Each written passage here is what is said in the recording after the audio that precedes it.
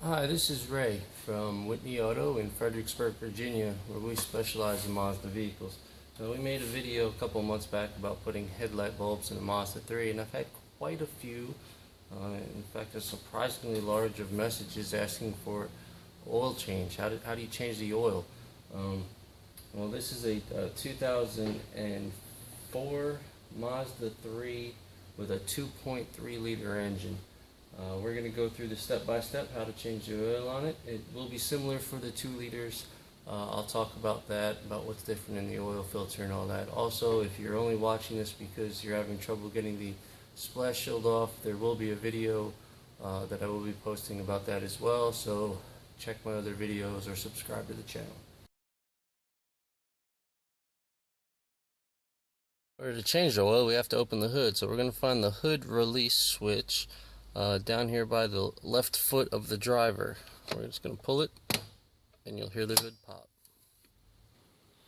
Now, just about all hoods nowadays have a 2-step release. So now that the inside is released, you'll see that you can pull it, but it's not ready to release yet. There's a release lever right here. What you're going to do is push that towards the center. Now you can probably have a better view of it and see that it's opening here. Now that we've released the lever, you want to lift the hood, undo your prop rod, and find the hole labeled rod and put it in there. Now your hood's open and we're ready to go. Now that we got the hood open, the first thing we want to do before we even start to change the oil is check the oil level on the dipstick. This will give us an indication as to whether or not we're low on oil or losing oil or anything that we should be looking for. It'll also give us an idea of the condition of the oil that's currently in it. This is your dipstick. There's a full and a low. You want to be at the full. Some people think you want to be between the full and the low. No, that's not a max and a min. You want to be at the full mark. After you take your dipstick out, put it back in, pull it back out, and as you can see, there is almost no oil on this dipstick, which is kind of scary. This car has gone about 5,000 miles over its oil change interval, so it's been about 8,000 miles since its last oil change. Now the next thing we're going to want to do, that I've always taught and I taught everybody I've ever trained, is when you take off your oil filler cap right here, take it and put it in your hood latch. The reason we're going to do that, one, you're going to have to remember to put oil in it because the hood ain't going to close. Two, it's a lot cheaper to buy one of these than it is one of those. So if worst comes to worst and you do accidentally close the hood on it, well, at least you're paying for an oil filler cap instead of an engine because you locked it up and you forgot to put oil in it. Alright, now that we've got the oil cap off, we're ready to go up in the air. Now that we're up in the air, you can see that there is a big splash shield underneath this vehicle that's in the way from allowing us access to the oil filter. You can see the oil filter through this inspection hole here, but that's exactly what it is. It's an inspection hole that they put in from the factory, so while they're on the assembly line, they could look at it and look for leaks. You can't get the oil filter out through it. Now, what's holding this splash shield up is 1, 2, 3, 4, 5, 6, 7 bolts. Now, those bolts are 10mm heads, so you're going to need a 10mm socket. There will also be 2 clips. Now, these 2 clips could probably stay in if you're up in the air on a lift. If you're down on the ground or on a set of jack stands, you're probably going to want to get those out so you can swing this out of the way. This car was built in 2004, and truth is most mechanics are lazy and won't put these 2 clips back in because there's really no need for them. If you do have them there, it's just a plastic clip. You can pull it out with a pair of clip pliers or flathead screwdriver. Other than that, we're going to remove these 7 bolts, and if they're giving you trouble, don't be surprised. I have another video coming up that will give you a little bit more insight as to what's going on and how to get them off. That was easy. Now that the bolts are out, and these clips, as I said, they were already missing on this vehicle, there are 2 little retainer clips on the side pieces. So what you're going to want to do is hold it up with your hand, pop the clip out on the side, just pull on it, and the shield will come down. You can throw it over there.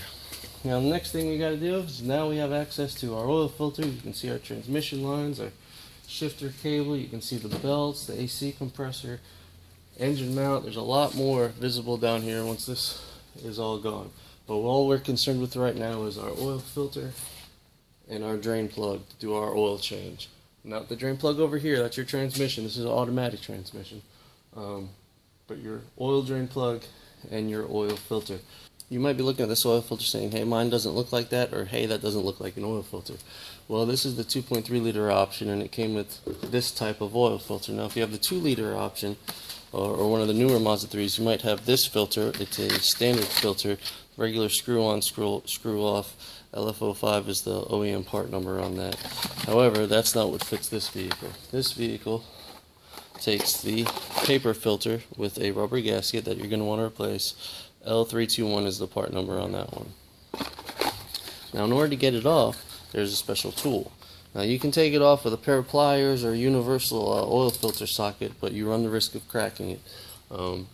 You don't want to crack it. These housings are a little more expensive than just the filter. The filter's a few bucks. These housings can be anywhere from 30 to 50 bucks, depending on where you're getting them. Now there's also, you'll see a hex head socket in here, or a hex head bolt in there. You don't even have to touch that. That's the drain, just the housing. Now we're going to take the whole oil filter off, so you don't have to worry about that. These sockets are, these oil filter cup sockets are readily available at most local parts stores. Just tell them what engine you have and they'll give it to you, or even at a Mazda dealer. So we're going to put it on there. It's going to come loose.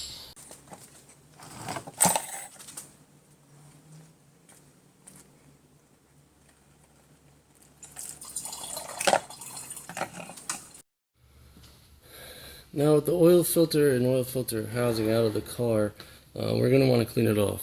I like to use just some regular brake parts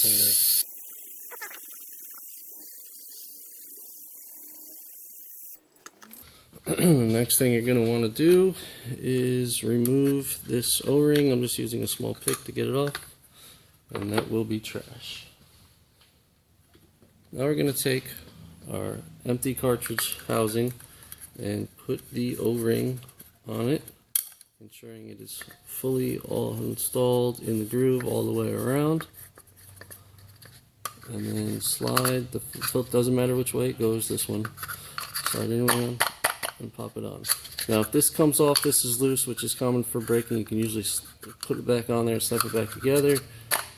If it's completely loose and broken, you're going to want to replace it. But there's our new oil filter ready to go in. Now on this side, we're just going to take a clean dry rag and wipe down the threads. We can apply a small amount of clean engine oil, dip our finger in it and put it on the oil filter O-ring itself, and then slide it into place, and then screw it in as you would anything else, righty-tighty until it's snug. And then you're going to use the same oil filter cap to tighten it up. Now it will come to a stop, and then give it a little extra snug. I'm sure there's a torque rating for this. To be honest with you, I've been doing it for a long time, and snug is the word of the day. With the oil filter in, now we're going to drain out the engine oil. This is a 17mm oil drain plug. All we do is pop it loose. Lefty loosey, and let the oil drain out. And here we have the drain plug. You can see the threads on it, and you want to make sure the threads are in good condition, otherwise you're going to eat up your aluminum oil pan with a steel drain plug. Now, as you can see, there's something on here called a crush washer. And what that is that's the gasket that keeps oil from getting out. If you don't have one, you're probably going to have a drip underneath your vehicle after you put the oil in. A lot of people reuse these, but as you can see, it's smushed flat and it should be replaced. This is the OEM part number here.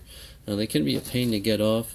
Usually a small pair of pliers and just a little effort is the best way to do it. They're made of a very soft metal that allows them to squish flat, thus they usually come off pretty easily. There's our old one. Here's our new one. Now that the oil has stopped coming out, wipe the last little bit off, make sure that's clean. We can also look at the condition of our threads and make sure they're okay in there. And we're going to thread this in by hand as far as it'll go. Tighten it up with a wrench. And remember, the word of the day is snug. Now before we button up the bottom end here, we're going to use a little more cleaner, make sure we don't have any oil drips so we don't leave anything in our driveway. Touch everything and make sure it's tight, and now we're going to clip on the lower splash shield. Now on the splash shield you'll see the corners where those big plastic clips are that are normally left out. It has a pretty good sized hook on both sides. Those will be going here and here. I'm sorry, here and here. After those are in place, you can lift it up, clip the sides in, so it'll hold itself up as you tighten it down.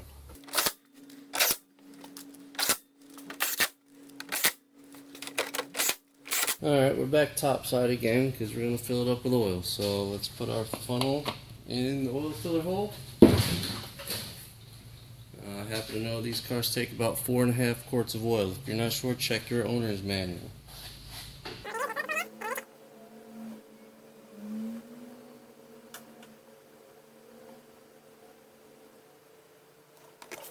I'm going to reinstall our oil filler cap.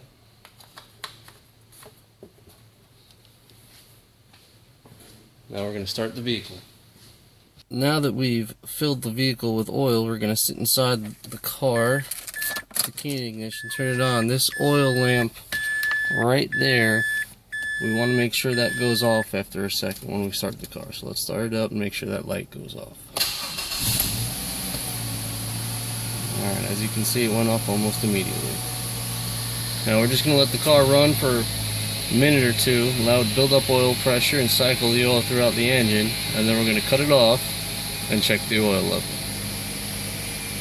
So now that we've had the engine run for a minute, we're going to shut the engine off and then check our dipstick just as we did before we did the oil change. Take it out and clean it off with a rag.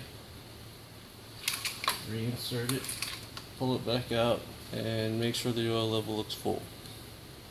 As it is. Reinsert the dipstick, double check that our cap is tight. Lower our hood prop, and we're good to go.